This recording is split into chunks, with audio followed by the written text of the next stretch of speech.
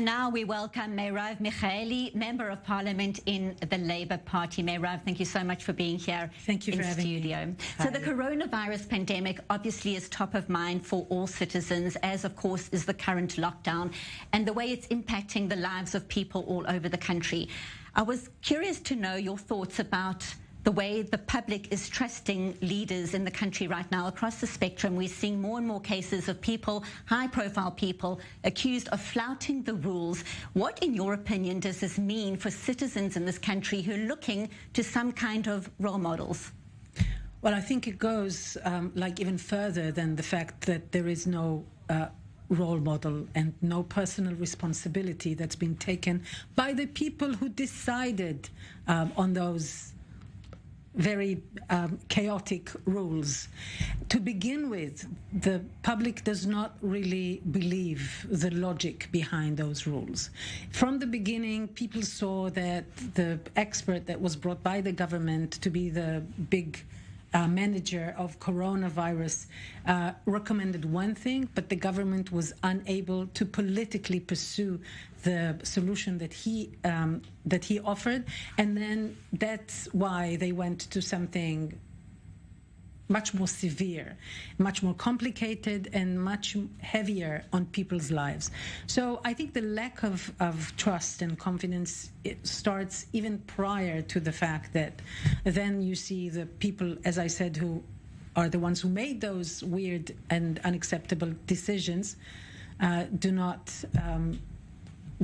listen to their own, set of rules. And yet in the beginning, the first time the lockdown happened in this country, Israel was doing so well. In fact, other countries in the world were looking to Israel for answers. Where did it all go wrong? We're sitting now, the only country in the world with an official second lockdown at the moment. What went so horribly off plan?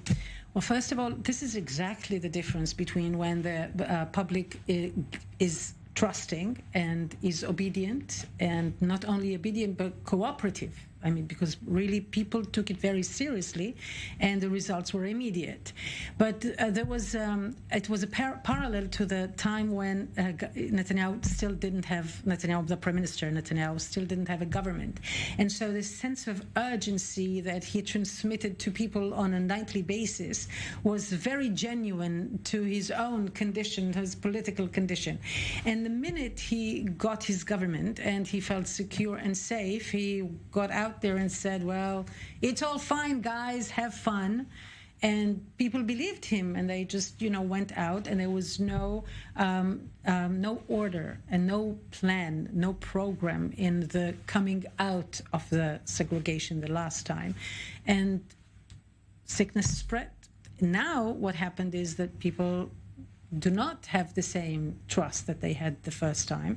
And also, it's one thing, for the first time to make this effort and pay the prices and pay the tolls that it takes. And it is a toll, emotionally, financially, of course, socially.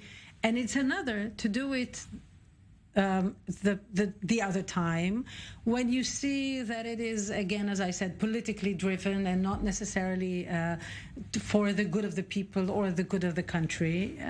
This is exactly the difference that we're seeing. And right now, we're not only seeing an issue with the lack of trust, we're also seeing blatant defiance. There are rules right now, like them or don't like them. There are rules against large protests, and yet thousands of people have been coming out into the streets to voice their anger. We had jarring scenes just before Yom Kippur where the Western Wall was empty, but outside Balfour in Jerusalem, thousands of people were again taking a stand. How do you reconcile these stark different images at this crucial time in the pandemic? Because what's happening now is that people are not only protesting Netanyahu as they did before, they're protesting the attempt to hurt their basic, very, very basic democratic right to protest. This is what's at stake here, and this is why people are taking to the streets in such huge numbers, because this is what they're fighting for now. Their very, very basic democracy. A government cannot legislate against protest that is against it. It is really completely non-democratic. You can urge people to try and avoid big protests. You can ask them and offer and suggest. You can call out to them to take into consideration the stakes. You cannot legislate against demonstrations that are against the government. This is just impossible. This is why people are taking to the streets in much larger numbers than they did before this legislation. And what would you imagine then would be the end game for this protest action in terms of the impact it will have politically? When we look at the latest polls, the right is getting stronger. Benjamin Netanyahu may be losing some kind of support, but Naftali Bennett and Yamina are looking stronger, and the left isn't really making any capitalizing on the gains that could be made right now. What are your thoughts? Well, I think generally speaking, it's too soon to tell, because there's listen, the tragedy that happened to Israel in the last, what happened in the last government is that a huge camp that gave all of its energy and its voice to the people who promised not to go with Netanyahu and to replace him have turned on their voters and gave their mandates to Netanyahu. So the political camp, this political camp, is now crushed and really has no address, really has no leadership. And those people are actually, really they don't know who to vote for right now. And I have no doubt that when it will be clear to us when the elections will take place, because part of the problem is that you never know when the elections will take place. That's for sure. And it's hard to organize when you are in such in a limbo, kind of. There's no doubt in my mind that there will be a new address and new leadership that will attract all of those lost voices that right now are just, sort of pondering and wondering. And my job is to make sure that labor is reconstructed.